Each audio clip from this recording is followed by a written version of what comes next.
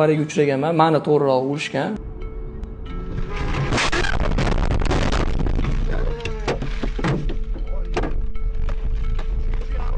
Urgan odam arendada bo'lgan, bir tiyin pul ola olmaganman ham. Endi meni o'sha paytda o'sha Malibuga deb yig'ib qo'ygan pulim bor edi. Bor mashinamdan ayrildim, yig'ib qo'ygan pulimdan ayrildim.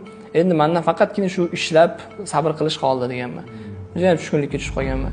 Taxminan bilmadim, bir 2 hafta, 3 hafta o'zimga kela olmasdan yurdim. Chunki erkak kishi o'zida bor bo'lib turgan narsadan ayrilib qolsa, buni tushunadi, boshqacha holatga tushib qolar ekan. Shuni o'yladim o'sha paytda, misol uchun buni ham bir hikmati bordir. Tushkunlikka tushib yurursan, depressiyada shunoligicha qolib ketadi, bu yoqdagi ishlarim ham qolib ketadi.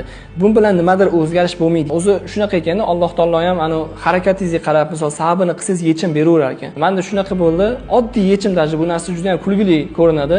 Gap mashinada emas, gap harakatimda-da u yoqda. Menga mashina kerak bo'lgan soham uchun. Klientlarning oldiga boraman, boshqa qilaman. Mashinam yo'q, avariya bo'lgan, pulim yo'q yangi sotib olishga. O'sha paytda rent karchilar kompaniyalar bo'lgan, Fincom degan arenda beradigan kompaniya bor. O'shalarga telefon qilib, o'zim taklif berganman.